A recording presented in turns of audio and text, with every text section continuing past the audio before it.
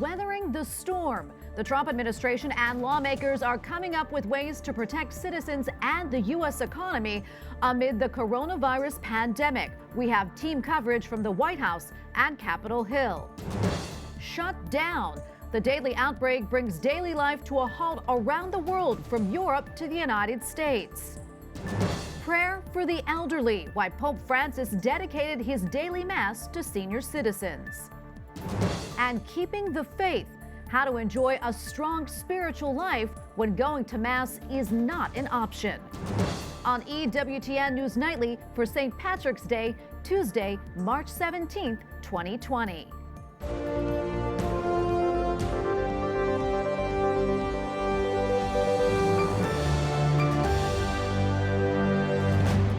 Good evening and thanks for joining us tonight. I'm Tracy Sable. Today was another day of major announcements and proposals coming in rapid fire succession from the White House, and it's all centered around the coronavirus. One idea will be putting cold hard cash into your wallet in just a few weeks.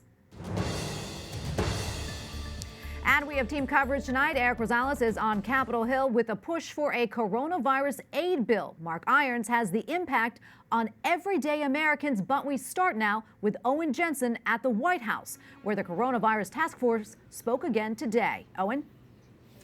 Hi, Tracy. Here at the White House, it was one announcement after the next this afternoon. They talked cash for Americans, telehealth, even fast food drive-thrus, and a lot more.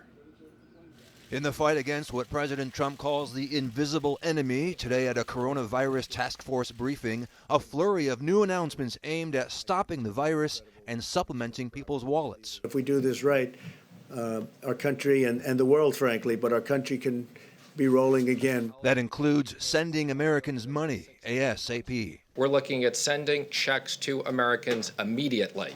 And what we've heard from hardworking Americans, many companies have now shut down, whether it's bars or restaurants. Americans need cash now, and the president wants to get cash now. And I mean now, in the next 2 weeks. And what about concerns over the rising and falling markets? We absolutely believe in keeping the markets open, okay? Americans need to know they have access to their money.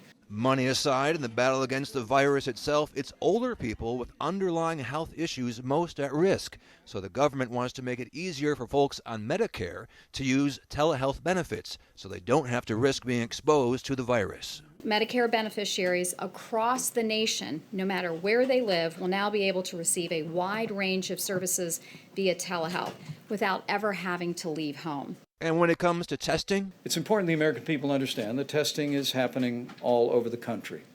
But all of our health experts wanted me to tell the American people, you don't need the results of testing to know what you should do. The president also spoke to the fast food giants. In light of yesterday's guidance you heard, to avoid eating or drinking at bars, restaurants, or public food courts, we discussed the important role that the drive-through pickup and delivery service can play in the weeks ahead. And also in those weeks ahead, the president reminded and urged Americans everyone has to do their part. We're asking everyone to work at home if possible, postpone unnecessary travel, and limit social gatherings to no more than 10 people. In terms of financial damage to the airlines, Mnuchin says this is worse than 9/11. Separately, Facebook is donating $100 million to small businesses to help them get through this, and the U.S. government is asking construction companies to donate their safety masks to hospitals. Tracy? Okay, thank you, Owen. Owen Jensen reporting from the White House tonight. Thank you, Owen. Our debate continues on the Senate floor over the updated coronavirus aid bill. Senators from both parties are already in talks about yet another package. It would help small businesses and Americans with mortgage payments, but it comes with a heavy price tag that could approach $1 trillion. Correspondent Eric Rosales reports now from Capitol Hill. Eric.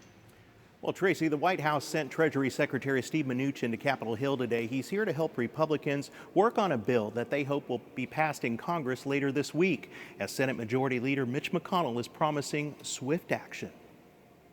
Lord, breathe your strength and peace into our senators and use them for your glory. Prayers for peace on Capitol Hill. The Senate Minority Whip tells me Republicans are taking too long to pass coronavirus legislation. It physically arrived with all of the backup papers last night. There's no excuse anymore. We should pass it and do it immediately. Republicans shot back. Today at 9:40 a.m., we just received the bill from the House called the Families First Coronavirus Response Act. What business do Democrats have blaming McConnell all weekend for not calling a vote when we can't do anything until the House sends it over? His colleague James Inhofe says he's actually seen an increased spirit of bipartisanship. We went through the major change that took place in the House of Representatives, and now we're responding to it with their requests and with their support. Dr. Bill Cassidy, Republican senator from Louisiana, shares advice for our audience. I was just reading Psalm 91 today, and it talks about how God can pass over the plague. This is, in a sense, a modern plague. And so for EWTN and all those others, I'm sure my mother-in-law is watching at this very minute, at this time, this is the time to pray. It is not just a question of faith. It is faith embodied and emboldened by wisdom, and the wisdom right now is the self-quarantine. Senator McConnell wants his caucus to vote in favor of the House bill. He then says that Senate Republicans will then introduce their own bill, a much larger bill at warp speed. But Senator Chuck Schumer is accusing Republicans, that is, of slowing down the process to bring aid to the American people, and they're working on their own bill. Tracy. Correspondent Eric Rosales reporting from Capitol Hill tonight. Thank you, Eric. And we'll have more coverage later in the show, including keeping a strong spiritual life in this time of crisis, plus the impact around the country.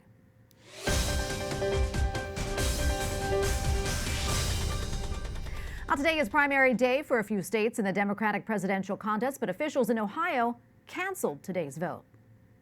What the governor decided that he was going to do with his health director is that order through a public health order that it was not going to be safe for voters or for poll workers tomorrow. Officials halted the state's presidential primary just hours before voting was set to begin. Governor Mike DeWine tried to get the courts to delay the voting because crowds at polling places could put people at risk of catching the coronavirus. Today, Kentucky also postponed its primary for a month. And even though officials in Florida, Arizona, and Illinois are moving forward with today's vote, some who work at polling places didn't show up. Pope Francis establishes a new law regarding judicial procedures within the Vatican. The new norms replace the previous law originally issued by Pope John Paul II back in 1987. Pope Francis spoke to the members of the tribunal in February, expressing his confidence in their work to promote justice. The new system is intended to meet the requirements for greater efficiency. Andrea Gagliarducci, Vatican analyst for EWTN News, joins us now from Rome via Skype. Great to see you. So, what are the most important changes to the judicial system? So this new judicial system is mostly a setup of the former judicial system that was established by St. John Paul II in 1987 and then amended by Benedict XVI in 2008. There are just minor changes, but even substantial. First thing is the expansion of the college of the judges of the tribunal. Now there are 5 judges. Before there were 4. One of them must be full-time. This is brand new. All the judges in the Vatican were just hired for a part-time job. You know, they used to be university professors, and then they used to serve to the Vatican tribunal. But now with the new norms, especially in the financial system, they need a full-time judge that can follow the procedures, the investigations, and so on. So that's one thing. There is one full-time magistrate, even in the promoter of justice, that is the Vatican public prosecutor. There is a new procedures to prosecute the lawyers that are registered to the Vatican City State. And there are some other minor issues that are mostly technical, mostly in order to preserve the independence of the magistrate. What are the concerns, or are there any concerns regarding this? Well, there has been wide discussion within the Vatican about this setup. You know, it was needed, it was necessary. The issue is the Vatican a state like any other? So we're going toward a statalization of the Vatican City State? Or is the Vatican an international entity that is needed for the ODC, but with its particularity? This has been the discussion. According to what I see now, but this is just a first glance, we see that we're going toward a state model, so toward a Vatican that is more like any other state, with a privileged relation with Italy. The magistrates will be mostly Italian because the model is the Italian one. They choose university professors, also jurists, according to the new law, but these university professors will come from Italy. So it's just, this was the concern. We'll see how they will tailor it, because the Vatican has its particularity, and this particularity has been brought up to the international organization. I mean, the Vatican is undergoing inspections from Moneyval, Council of Europe Moneyval, that is about financial transparency. Financial transparency must be internationally rooted, and so on and on. So we'll see how it works now. Andrea, how does this affect the Vatican's current reform? Well, this is part of a reform that started a long time ago with the amendments of Benedict XVI. Mostly, you have a Vatican City state that is more modern, better organized. We spoke last week about the back and forth of the reforms. Actually, even that new office for the centralized office for the personnel was in fact something in contrast with this law, because a centralized office did not agree with all the particularities of some offices. And we know from this reform that the tribunal will have total autonomy even in hiring, total autonomy even from the financial point of view. So we need an harmonization, because there are many proposals, many laws that are set up, and now they're discussing how to harmonize all of them. In other news, the Vatican announced that there will be no faithful present at Pope Francis's Holy Week liturgical celebrations. What does this mean, and has this ever happened before? It hasn't happened in recent times. I don't remember any kind of situation like this one. It's true that the situation is particular. We know that the Prefecture for the Pontifical Household put in the website an announcement that there will be no people at the papal masses. But that was mostly because a lot of people were already requesting for tickets, so they had to stop that. We don't know if there will be people or not. There was, after that, a clarification by the director of the Holy See Press Office, and the director of the Holy See Press Office said that they're studying how to do that. Likely there will be someone, not the huge crowd we used to see. But yes, it's brand new. It's kind of important because it tells us that the emergency is not going to be over in April 3rd, like Italian government said. Likely there will be more time for emergency. Likely the Holy See already know that, and they're already previewing that. Well, Andrea, thank you so much for your analysis and joining us today. Andrea Gagliarducci, EWTN News Vatican analyst. Thanks again. Thank you. Catholics in France begin praying a novena as the sanctuary of Our Lady of Lourdes closes for the first time in history. Every year, millions of pilgrims visit Lourdes in southern France. A French auxiliary bishop is calling on French Catholics to participate in a novena, a special prayer said for 9 days to Our Lady of Lourdes, starting today. Coming up, an update on the events being affected by coronavirus.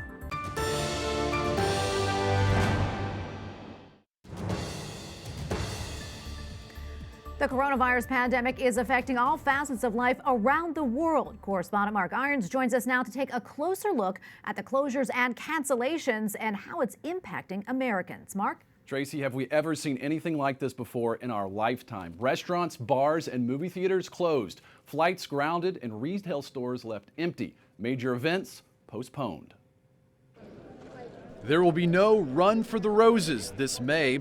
The annual Kentucky Derby postponed until September. It's one of the latest announcements in the last 24 hours amid a race to slow the spread of COVID-19. Today, New York Governor Andrew Cuomo assumed full responsibility for his statewide executive action. Your local mayor did not close your restaurants, your bars, your gyms, or your schools. I did. In an effort to limit crowd sizes, we're seeing restaurants and bars close in states across the country, giving some exceptions for takeout and delivery. You might rethink dinner and a movie. AMC and Regal, the two largest theater chains in the U.S., are shut down. How many should I get? And one final beer run in Pennsylvania after the state announced an indefinite closure of liquor stores starting at 9 p.m. tonight. Major retail outlets like REI, Foot Locker, and LL Bean are locking doors. And Walmart, known for staying open 24/7 at many locations, is limiting store hours. And vacation destinations are left bare. Mickey and Minnie Mouse wave goodbye for now, with Disney World and Disneyland closed. In New Jersey, Governor Phil Murphy issues a statewide curfew from 8 p.m. to 5 a.m. All non-essential and non-emergency travel in Jersey is strongly discouraged. This will remain in effect for the foreseeable future. We want everybody to be home. In the past 2 weeks, TSA says 5.2 million fewer people have passed through airport security checkpoints. Airlines are also cutting back on domestic and international flights. One example, American Airlines has suspended about 75% of its long-haul international flights. Tracy. Okay, thank you, Mark. Correspondent Mark Irons, thanks again. Joining me now by Skype from Chicago is Dr. Robert Tabali, an infectious disease specialist and clinical assistant professor of medicine at the University of Illinois College of Medicine. He is also a member of the Catholic Medical Association. Dr. Tabali, welcome to the show. Great to see you. Nice to be with you tonight. Well, as you know, it's now being advised that gatherings be limited to 10 people or less here in the U.S. That's down from the original recommendation of 50 in order to flatten that curve. Can you explain what that means and how it can help to hopefully decrease the spread of the coronavirus? Well, if I could use a couple of analogies, if you take a sugar cone, an ice cream cone, you flip it upside down, and you would get a cone-like peak. That might be the incidence of unrestricted spread of coronavirus in our population. It would go very high and have a very sharp angle of inclination. If you take a pie tin, flip it upside down, that's really what we're going for here. We're trying to blunt that very peak and make it far less of a high peak, and we're trying not to overwhelm our medical infrastructure. If we have a very high rise and spread of the infection throughout the population, we'll experience much of what happened in northern Italy, where their medical facilities were overrun with sick persons. Most of the people with coronavirus will not become very ill, but they can pass it on to other people. The few people who do need care, once they aggregate in numbers with lots of those few people that do need care, that could overwhelm our intensive care units, overwhelm our ability to care for their special needs with things like respirators and ventilators, and it could cause significant problems backing up, and hospitals could become full, and it would stress the system to breaking point. And as much anxiety as we have in society right now with these changes to our temporal standards and things that we understand and things that we know and things that we do regularly, if we were unable to get medical care when family members needed it, that would be more anxiety provoking than what we're going through right now. Dr. Tabali, do you know where we stand here in the U.S. in terms of testing for COVID-19 and also who should be tested? Well, the testing is being transferred from a public laboratory only to a public-private partnership. That is an evolution everywhere. Here in Illinois, a lot of the testing is still being done through the public health laboratories, which is limiting the availability. One of the things that will open up the avenues to testing very widely is when we develop a blood test for the virus.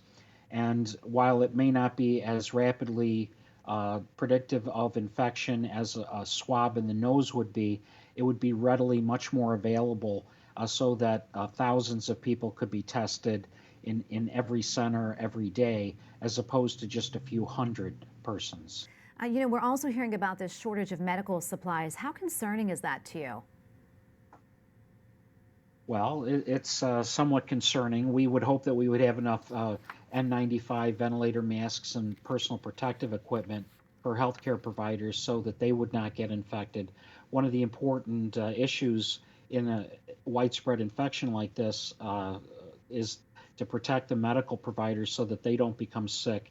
We need our medical providers on the job caring for individuals who are ill. Well, Dr. Tabali, thank you so much for joining us. We really appreciate your insight. Thank you very much. No trial for Monsignor William Lynn. That's because courts in Philadelphia are shut down due to the coronavirus, meaning the only Catholic Church official sent to prison for ignoring abuse claims will have to wait for his retrial. The 69-year-old has spent 3 years in prison. His lawyers want the case thrown out. Up next, Pope Francis tells the faithful why forgiveness is a gift from God. and how the lives of saints can inspire us during times of crisis.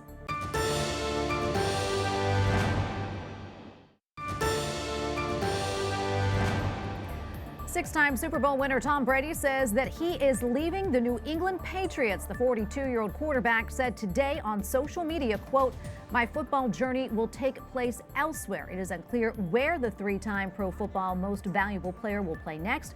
Brady graduated from Junipero Serra Catholic High School in San Mateo, California. Pope Francis says asking forgiveness means to forgive. Chiedere perdono significa perdonare. At the Holy Father's daily Mass, the Pope said unity, friendship, and peace among neighbors attracts God's goodness. Attachment to hatred seems stronger than attachment to love, but he added, forgiving is a condition for going to heaven. Pope Francis also prayed for the elderly today who may be currently suffering. All those feelings of isolation, loneliness, and fear highlighted by Pope Francis aren't just being experienced by the elderly, but also by so many around the world trying to navigate a new way of life in the midst of the coronavirus pandemic. For the faithful, the inability to attend Mass has added an additional challenge. Joining me now to talk about how to keep our spiritual lives strong during this time is Dr. Matthew Bunsen, Executive Editor and Washington Bureau Chief of EWTN News. Matthew, welcome back to the show. Great to see you. Good to be here. So, many of us, this is something new for us. We haven't seen this before, but pandemics have occurred throughout history. So can we talk about the history of the church and her saints in moments like this? How it can help us? Well, let's remember that in the 2,000 years of the history of the church, there's almost nothing that the church has not seen, and that includes plagues. And in that history of the church, we can turn to saints and popes and how we should respond ourselves in dealing with what is not just a medical crisis, but now for many people is a spiritual crisis. We go back to around 593, Pope St. Gregory I the Great, one of the greatest popes in the history of the church, was confronting a plague in Rome. He led a procession to the Tiber, and part of that was carrying an image of Salus Populi Romani, the health, the person who brings health to the people of Rome. And the plague ended, and he had a vision of St. Michael the Archangel sheathing his sword in what had been seen as a time of terrible suffering. And if we jump 1,500 years ahead to Pope Francis, this last weekend, what did he do? He went to Santa Maria Maggiore and he prayed before the same image of the Salus Populi Romani. What are the lessons from that? We learn from history that we pray, we ask God's mercy and forgiveness, but we also find that spiritual strength to endure these times of crisis for all of us. Yeah, and so important for all of us right now. You kind of touched on it, but are there, practical ways that saints can help us through this difficult times? And if so, can you explain? Well, in the lives of the saints, we find countless examples of a couple of things. The first is, even in the midst of this type of a crisis, we cannot give up our impulse and our call to charity, to love. St. Charles Borromeo, as the Archbishop of Milan, confronted a plague himself in the 1580s. And the way he did it was to go out and using his own money to feed 60,000 people to provide them medical care. But we also have the recommendation and the requirement to do so with prudence. So we turn to St. Marianne Cope, who lived on the island of Molokai, as sort of successor to Damien de Veuster. Her beautiful technique of caring for the lepers of Molokai meant that it was done prudently and efficiently. So for us, we have to continue to be charitable, but we also have to be prudent in how we do it and how we find our own ways in our own lives to lead that charity with prudence. Yeah, quickly, we don't have much time. I could talk about this all day, but we're in Lent and there is no Mass. How can we be more connected with God and help to overcome that fear and anxiety that many of us are feeling? Well, the first right now is to double down on Lent, to embrace Lent that is before us in a very dark and difficult time for many of us. The other is to recognize that while we can't get to Mass, we can turn to St. Clare of Assisi, the patron saint of television, who was gifted the vision of a Mass that she could not herself attend. And for us then, we hold her up as a role model at a time of social distancing, which we have to hold prudently. Let's also draw much closer to each other spiritually, and especially draw much closer to our Lord. Yeah, perfect. And we can do that right here on EWTN. With the EWTN's broadcast of our Masses and all of our prayer services, this is a perfect opportunity for us, even from our homes, to stay connected and remember to do a spiritual communion. Absolutely. Dr. Bunsen, thank you so much for coming on. We appreciate it. Good to be with you. Well, today is the feast of St. Patrick, but it's feeling different this year. The St. Patrick's Day Parade in New York is canceled for the first time in 258 years. And in Ireland, all pubs and bars are closed today. The parade in Dublin usually draws 500,000 people, but only a few tourists were on the streets of the Irish capital today. Church bells across Ireland rang out after Mass this morning, and Ireland's Archbishop invited people to recite the prayer of St. Patrick. EWTN contributor Colin Flynn tells us the story of St. Patrick, one of the most famous Catholic saints. St. Patrick is the patron saint of Ireland, known for spreading Christianity throughout the island during the 5th century. His memory and influence is still felt today as people celebrate St. Patrick's Day around the world. But who was this missionary that would go on to become one of the Church's most famous saints? St. Patrick was not actually Irish. He was born in Britain and was sold as a slave and sent to Ireland. And he was a shepherd slave there for 6 years.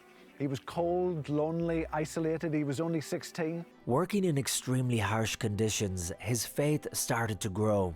The faith that he had so casually dismissed in his youth suddenly became important to him. And he would see later in life that the time he spent in slavery was in fact providential. It was the mercy of God. After escaping slavery, he traveled Europe where he studied Christianity. So he went to France and he studied for the priesthood. He was made a bishop and then he came back to Ireland. He returned to Ireland after having a dream that God wanted him to bring Christianity to Ireland. And he couldn't get this out of his head. It was as clear as crystal to him that this was something that he had to do. His time here had opened his heart to the needs of the people that were here. And that was extraordinary because if you escape slavery, you don't want to go back to the people that enslaved you. It is said that Patrick went to the most powerful king in Ireland, and when trying to explain his religion to the king, Patrick grasped a shamrock and used the 3 leaves connected to one stem to explain the Blessed Trinity. The king was impressed, allowing Patrick and his followers to travel across Ireland spreading the gospel, and they were successful in driving out paganism, which is symbolized by the metaphor of Patrick driving snakes out of Ireland.